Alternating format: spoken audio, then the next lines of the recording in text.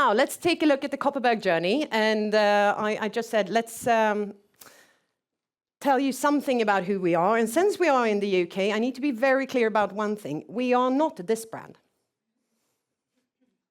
We do get a lot of angry emails to our info address about different flavors, not really, being the type that they expected, etc. We have nothing to do with that. We do share the name because Copperberg is an Anglophile version of Kopparberg, which that can says, which is a city in Sweden. But it's also one of the biggest mines, copper mines.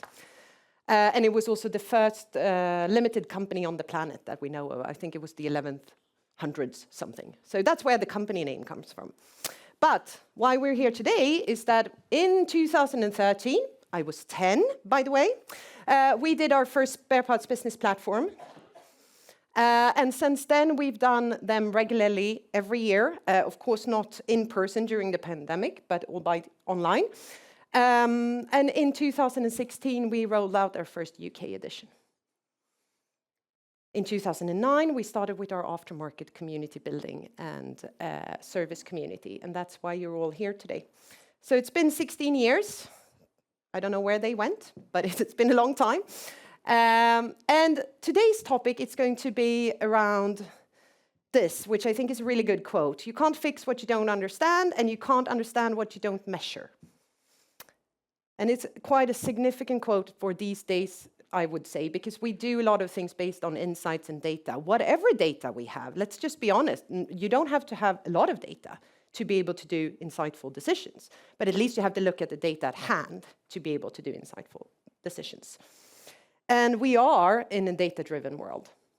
So we also have to start measuring, and a lot of this event is obviously about moving from reactive to proactive. The whole service landscape is changing to that. Predictive maintenance, all of these aspects, the technology insights that we can bring. This is really important, that we start measuring what we can measure. Also not measuring just for the sake of measuring. We have to do something with the measurements that we're doing and the data we sit on. Okay. New commercial models, how we shift from reactive to proactive is one of our key talking points today. We will definitely look at supply chain disruptions and how to navigate them with agility. That's a really bold statement, right? And God knows that, every day we wake up and we have no idea what's going to happen in Washington, D.C. 6 hours from now, right? What kind of mood is Trump in when he wakes up? We don't know. I saw something about steel tariffs this morning. That was the new thing, I think.